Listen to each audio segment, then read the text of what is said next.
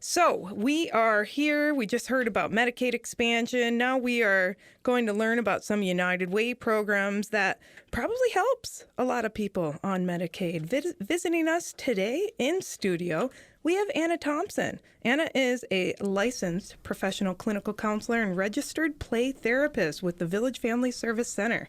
Anna, thank you so much for being here with me. Thanks for having me, Jenna. Gosh, Anna, you've been so active at United Way the last few years, and we just appreciate that so much because we are only as good as the strong partnerships that we have in the community. So thank you for everything that you do.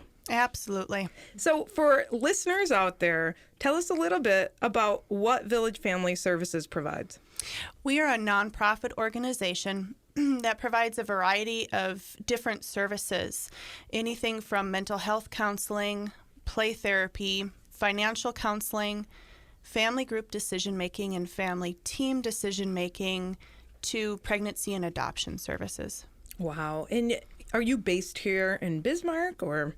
Our main office is in Fargo, but we have 8 offices in North Dakota and the western side of Minnesota. So Bismarck is one of our satellite offices. No kidding. And how do people access your services? Well, it's a variety of different ways. Some people get referred through social service agencies, and some people it's through word of mouth. We see people through employee assistance programs. We're also third-party reimbursable. Our mental health counseling services are. So if you have insurance, you can be covered for our counseling services. And of course, through the United Way Education Initiative, we're able to see people. And so do you accept Medicaid? Because we have counselors in our office, we do not. Only social workers are covered for Medicaid in the state of North Dakota. Good to know. And so we have talked in the past about how you're able to still help folks who might be lower income. Tell us a little bit about how you work that. Well, we have a sliding fee scale, and United Way provides the funding in order for us to use that sliding fee scale. So that's based on a person's income. And the other way is through the United Way Education Initiative, through Neighbors Network. They will refer families for mental health counseling services. What's really neat about that collaborative that you're a part of is that we have case managers through Neighbors Network that are going into the homes of children who are at risk. They've been identified by counselors, social workers at the school as needing additional support that extends oftentimes beyond what a traditional social worker at the school system can provide. And so those caseworkers can then have access to dollars from United Way to ensure that those families receive the mental health services that they need. And so one of those options is through you. And so how do you foresee that working out as far as what services might be appropriate for some families who are really struggling but want to do better with getting their children to school, getting their children to school on time, providing that safe and stable home for that family? Right. Well, there are so many different things that can cause stress for families in their homes. And so the component that we provide is the mental health counseling and support. So we may have a family who is in need, and we provide the assessment to see which family members are needing the counseling.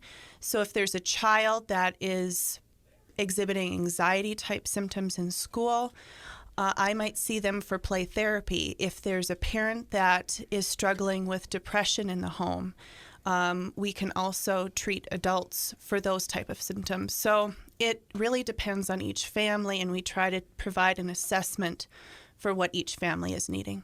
And many people know I do foster care, and right now I'm being asked to take in a 9-year-old girl who's being taken out of her home for educational neglect because that mother is having difficulty getting her child to school on a frequent basis. And so she's 9 years old, and she is doing she's going through the first grade for the second time.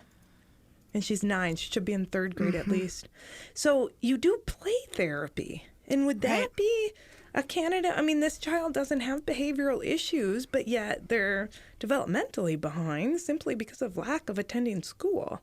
So how does play therapy play a role in helping some of these children? Well, play therapy is for kids ideally ages 5 through 12. So she would be a good candidate for it. And it also sounds like developmentally she's maybe a little bit behind what a typical 9-year-old would be. And how play therapy helps is, well, if you've ever tried to sit down with a 6-year-old and have a conversation with them for an hour, you know it's not going to work real well without some type of play type intervention. And so play therapy can help to engage a child in the counseling process. But besides that, play is the way that children communicate. So they actually develop emotionally, socially through play. If you see a child on a playground, they're using play to develop relationships with their peers. If a child is going through something, you can most times give them some type of toy materials, and they will play out for you some of the stressors that are going on. And so that's what play therapy does, is just helps that process. Helps to bridge that communication with that child in need. Absolutely. That's fantastic. So working with clients on a daily basis, what are some of the most common issues that you're seeing? Well, across the board, I would say anxiety and depression are two of the big ones. Whether it's a 5-year-old child whose parents are divorcing, or it's a 60-year-old who's going through life transitions, anxiety and depression are big reasons what bring people in for counseling. Grief and trauma are also common things that people come in for, along with relationship issues. So do you have people long enough to see the success that they've made in their lives because of that counseling? Well, it depends on if a person stays long enough to be invested. Sometimes one session is all a person needs to process through a situation that they're dealing with. And sometimes a person who is dealing with severe depression type things are going to need 20 sessions. Most of the time, it's between 6 and 12 sessions, and we are able to taper off as they improve. Fantastic. So can you think of an uplifting success story that you could share with our listeners today? Yeah, I had an 8-year-old boy who came in to see me, and his parents were concerned about his anxiety symptoms. They were so significant that he was not sleeping well at night, and he was afraid of swallowing because he had had some stomach flu issues and things like that. He was afraid to come in alone for the first couple of sessions, so his mom would come in with. And eventually, he got confident enough to come in with me on his own. We practiced calming strategies, belly breathing. We used art therapy to create a worry box to put all of his worries in. And by the time his last session came around, he was breezing through the door, smiling and talkative, and really felt that he was confident enough to tackle his anxiety on his own.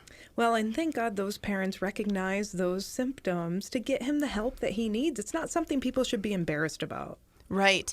And he fortunately had some wonderfully supportive parents who were there for him to help him remember the coping skills he learned in counseling. Well, so Anna, is there anything else you'd like to share with our listeners today regarding the services you provide at Village Family Services?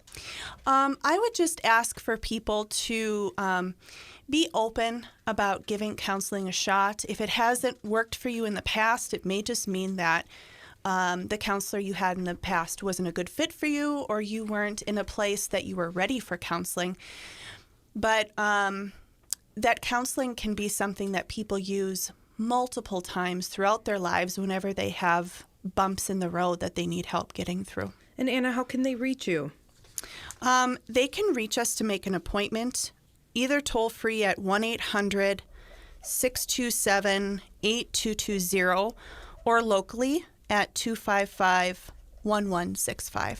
888-255-1165. If you're in need of any additional support, it's worth a call. People of all income brackets can reach out to receive mental health counseling, play therapy at Village Family Service Center. Thank you to Anna Thompson. We appreciate you spending your morning with us today. And